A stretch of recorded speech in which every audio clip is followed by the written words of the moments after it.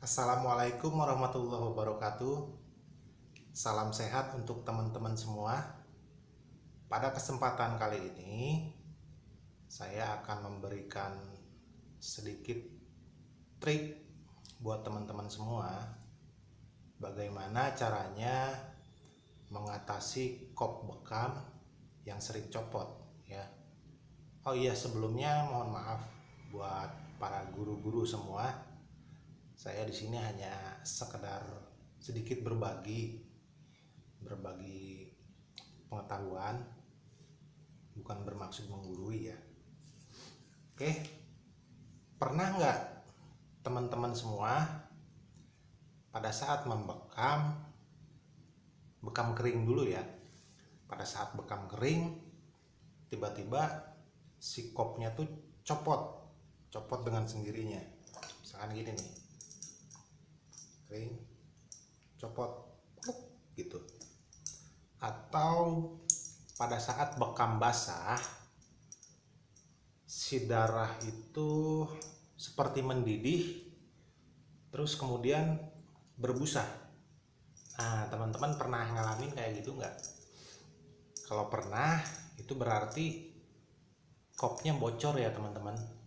Kopnya bocor. Jadi di pinggiran ini ada celah. Jadi udara masuk ke dalam kop, begitu. Nah, triknya gimana ya buat mengatasi kayak gitu? Pertama, cara yang paling cepat, paling gampang, teman-teman pasangin karet silikon di pinggiran bibir kop ini ya. Teman-teman bisa beli di online shop ya, karet silikon, karet kop, atau bisa juga disebut kondom kop. Biar fungsinya biar kedap udara, biar nggak ada udara yang masuk, biar nggak ada celah di pinggirannya. Itu cara yang pertama. Terus cara yang kedua, teman-teman bisa menggunakan minyak zaitun. Cara yang ketiga, teman-teman bisa menggunakan krim bayi kayak gini, ataupun bisa pakai hand body lotion, ataupun bisa pakai Vaseline. Nah, karena saya belum punya karet silikonnya, saya coba pakai cara yang kedua dan ketiga ya, yaitu pakai minyak zaitun sama krim. Oke, kita langsung praktekin aja triknya ya. Anggap ini sedang bekam basah ya. Sini biar kelihatan ya. Bentar ya.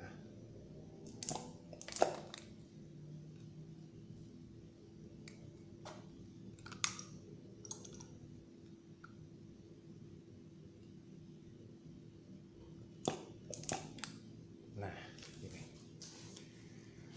Pada saat bekam basah ya, pasti, ataupun gini,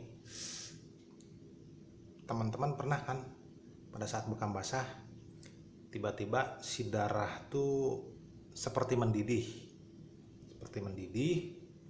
kemudian berbusa. Nah, itu bocor teman-teman. Jadi cara mengatasinya gini, misalkan dari sini ya, sini kelihatan ya. Nah, misalkan dari sini nih mendidih, si darah itu seperti mendidih kemudian berbusa. Nah, itu bocor teman-teman ya. Di sini ada celah, jadi udara masuk, sehingga darah terlihat seperti mendidih. Nah, triknya gimana? Kita pakai zaitun titik ini, yang bocor, titik yang bocor. Jadi istilahnya apa ya? Istilahnya ditambal pakai zaitun. Kita tetesin aja, kita lihat titik bocornya yang mana. Nah, misalkan ini titik bocornya di sini, kita tetesin aja zaitun. Nah, kayak gini, kelihatan nggak? Nah, ini zaitunnya ya. Nah, kita tutup gini. Nah, ini celahnya akan ketutup ya teman-teman. Tutup pakai zaitun. Nah, kayak gitu. Ini untuk cara yang pertama, pakai zaitun ya.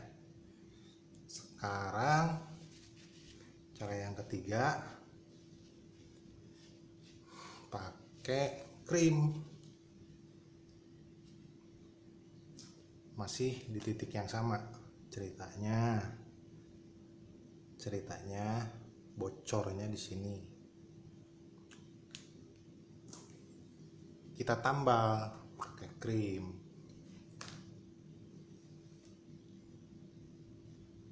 Nah, ini ya. Titik ini kita tambal. Celahnya kita tambal. Nah, kayak gini. Nah, kayak gini teman-teman ya. Nah, gini. Ini akan nutup, nggak akan bocor. Cuman yang perlu diperhatikan ya, biar nggak salah persepsi, biar nggak salah paham, untuk penggunaan krim ini bukan untuk dibalur ya. Nah,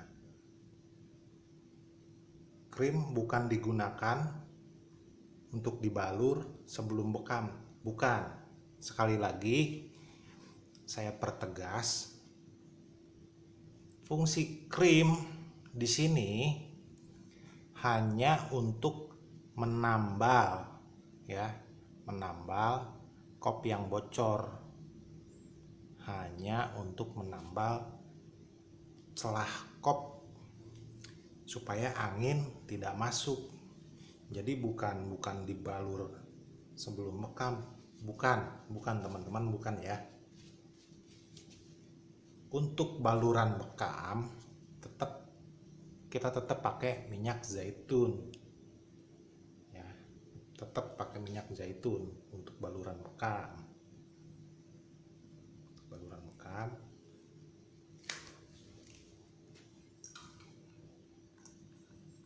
Jadi biar nggak salah paham ya. Nah, gini.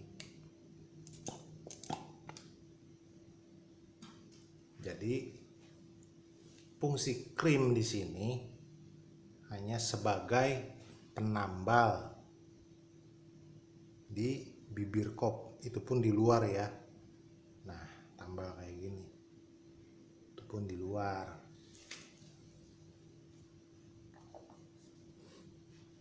Nah, kayak gitu teman-teman ya.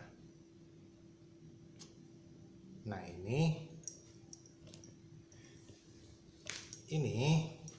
saya kan menggunakan kop Samora ya.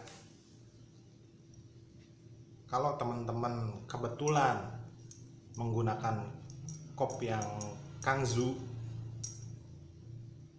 sebelumnya teman-teman cek dulu karetnya, karet yang ada di dalam sini nih, Kangzu. Kalau misalkan bocor ya, cek dulu karetnya masih bagus apa enggak, karena biasanya kalau yang Kangzu keluhannya itu di karet, di bagian karet sini. Kalau bocor kayak gitu, karetnya udah aus, udah melar, ataupun ada sedikit retak-retak ya untuk Kangzu. Ini saya menggunakan yang Samora. Oke teman-teman, mungkin sekian dulu sedikit trik dari saya. Semoga bermanfaat untuk teman-teman semua, terutama teman-teman yang sedang dalam tahap belajar seperti saya. Mudah-mudahan bermanfaat ya teman-teman. Sampai berjumpa lagi di video-video saya selanjutnya. Oke, assalamualaikum warahmatullahi wabarakatuh.